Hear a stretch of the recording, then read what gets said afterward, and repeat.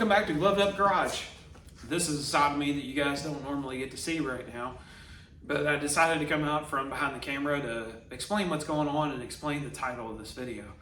To start this off on a positive note, the gentleman that owns this vehicle is doing much better, and we're gonna push to get this thing done for him and get it back into his hands. He's almost fully recovered from everything that was going on, so I really want to get this to him so that he can start to enjoy it. You know, right here in the middle of January, it's still pretty cold here, so as the warmer weather comes in, I want to get this to him so that he can get out there and put some miles on it, hear that blower scream again. On to the title of the video. Yes, I got to take a helicopter ride, and the story behind that and why it's taken me so long to get a video out for the first of 2023. Just a few days into 2023, I was getting ready for work like I normally do, get up pretty early in the morning, get the kids off to school, and just did not feel good. I felt very nauseated, which is kind of unusual for me. And about halfway through the day, about lunchtime, took my blood pressure. I am treated for high blood pressure. I take my medicine every day and make sure that I stay on top of that. And when I took my blood pressure that day, it was very high, 184 over 121 to be exact. I could not get my blood pressure to come down. So if you ever experience high blood pressure, you need it to come down. You can lay down, you can drink some water, you can take some deep, slow breaths, and that will usually help to bring it down. Just think of it as being stressed and trying to relieve that stress. Same thing applies. After doing some of that stuff, actually all of it, nothing would bring that blood pressure down to a normal level. It stayed quite elevated. Contacted my doctor, really couldn't get through to him. On top of that, I started to develop some chest pains. Just a dull ache right here. And at that point, being a first responder, I knew not to play around with chest pains, and I needed to get it to a hospital and get checked out. So I had my wife drive me to a regional hospital not too far from here just to get checked out. They got me in, they did an EKG, so they watched my heartbeat. They took my blood pressure, it was still really high, and they went ahead and started doing some tests on blood work. They drew blood. They also gave me some medicine to help bring the blood pressure down. They gave me some medicine for my stomach, being nauseated and stuff. And then they watched me for a few hours, did some extra blood work, always monitoring the heart rate to see what's going on there, and always monitoring the blood pressure. Blood pressure slowly came down, but the lowest they could get it to was about 160 over about 95. And then in the middle of all that going on, I started to not really feel good. I started to feel worse. I actually felt like I was going to pass out or throw up. And I told my wife, I said, I'm either going to pass out or I'm going to throw up. I got very lightheaded. I started to sweat. I got very pale and just very kind of weak in general. So they did another EKG while this was going on. And then they said, there's something on the EKG that we don't like. We need to get you to another hospital that's better equipped to deal with whatever you have going on. It's outside of our scope of what we can do. My assumption at that point was they were going to put me in an ambulance and drive me to a larger hospital. And they said, no, we need to fly you. This is serious. We need to get you to a hospital with a cardiologist specialist, heart doctor. I said, okay. So they put me on a helicopter, flew me to Louisville, to a Jewish hospital. And once I was there, they put me to the cath lab. And if you've never had a angiogram or angioplasty, that's an experience. What that is, they go in through an artery either in your leg or your wrist, and they come up to your heart, and they're checking for blockages that would be, from a heart attack. They did not find any blockages. They didn't find any kind of restrictions. Everything that they could see went really well. Next morning, they had me go in for a CT scan where they're basically looking for an embolism, something on the vein side of the heart. They didn't find anything there. They did an echocardiogram with an ultrasound machine, looking at the outside of the heart, the way it beats and the muscle and stuff like that. Didn't find anything serious there. Everything looked good. All the blood work came back normal. The next morning, I did finally bring my blood pressure down with the additional medicines that they gave me. So after being in the hospital for about 3 days, they released me. I've already followed up with my family doctor, and everything looks really good there. While all this was going on, I really couldn't understand why they felt like they needed to fly me. I don't know if I was just kind of foggy from all the medicine that they gave me, but I found out later on, one of the nurses at the original hospital had approached my wife while they were getting me loaded up on the helicopter. They had thought that I was going to have a heart attack right there, that my heart was going to stop. They thought that they were going to have to call for a code blue and start CPR and defibrillate me, because they were under the belief that when my condition changed, that my heart was going to stop. And that was just all the information they had in front of them at that point.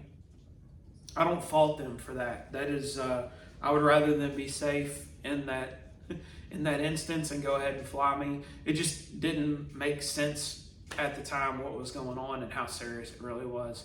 So I'm doing much better now. Like I said, I follow up with my family doctor, so I got to do follow up with a cardiologist, kind of find out why my blood pressure wouldn't come down that day. But they do have me on some additional medicines. That has taken me a couple of weeks to get used to. My energy level was a little bit off there for a while, and just overall my body getting adjusted to having a lower blood pressure again. That just took some time. So with all of that out of the way, it's going to take me a little bit of time to bounce back onto this car, finish up some of the smaller stuff I need to finish on it to get it back to him. I'm not supposed to lift anything over 10 pounds for a few weeks, because when they did the angiogram, they hit a nerve in my leg, and it's taken a little bit of extra time to heal. They want to make sure that I don't blow out. I think they put a stent or something in that artery, and they want to make sure that that doesn't move or come out. So that's going to take a little bit more time for me to get to some of the bigger stuff on this. Plans for the channel. Now that we've got that out of the way, I'm recovering. I'm good. Plans for the channel for 2023. Once this is going, about the time that this gets out of here, it might be somewhere in that time frame, the town car should be coming back from the frame shop. The communications I've had with the shop that's doing the pulls on the frame is we're a month or so out. I know it's next in line to get pulled, and I'm just kind of working on his schedule at this point. So once he gets the frame pulled, I can get it back here. All the parts are back there and ready to go. I just need to paint the inside of them, but I need the car here, obviously, to start hanging those parts. So once it's back, we'll get rolling on that. Reflection of this car, you can see the SSP is behind the camera. The SSP kind of bounced back and forth on the channel. I really want to get that car up and running in some shape or fashion by the end of 2023.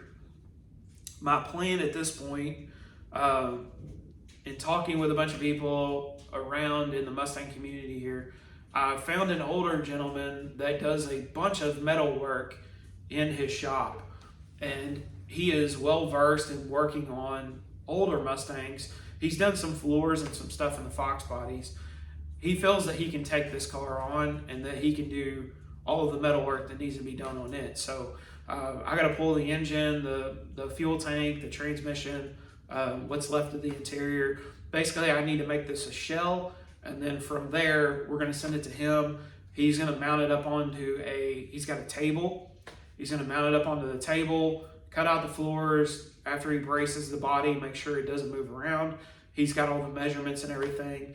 And then we're going to start replacing frame rails, aprons, floors, quarter panels, all the things that need to be replaced. That will come back to me in epoxy primer and be ready to paint and ready to reassemble at that point. So that process is probably going to take the better part of spring and summer before I get the car back. I really wouldn't expect to see it back on the channel until the end of summer, beginning of fall. And then from there, we'll start putting it back together. But that's an update on that car. I've got it in here because I was taking a few things off of it before all of that stuff happened at the beginning of the year. but for now it's going to go back outside until we're ready to pull the engine and stuff. I might have that on the channel where I show you guys how to lift out an engine out of a Fox body. That's kind of a cool thing. I've done a bunch of those, and never know, it might help somebody out. So that's the plan for 2023. I wanted to take a time to also thank all of you that have subscribed. As of uploading the video, we have 344 subscribers, which is awesome. I never thought 344 people would be interested in the stuff that this old fat guy works on, but that's pretty cool that people are interested in subscribing. I appreciate all the comments, all the likes. I do go through and read every one of those. I try to respond to them all. There's been a few weird ones here and there that I've had to like translate from Arabic into English and from French into English. I'll take the effort to translate that and respond. I'll respond in English. I don't want to mess anything up in the native language and put it back in there. So hopefully those guys can, obviously if they're watching the channel, they must understand some of it. But in order for this channel to progress and some of these projects and stuff to progress, as I've stated before, I'm on a limited budget, and that SSP is that's gonna be a monster.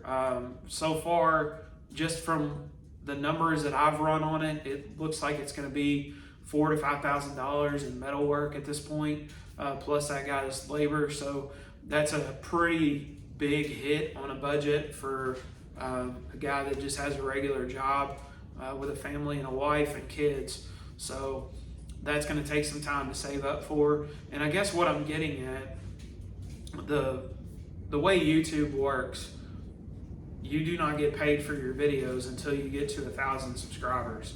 I haven't really pushed very hard to get to that 1,000. I would definitely love to be there. I would love to get to the 1,000, the 5,000, the 10,000 and all that stuff.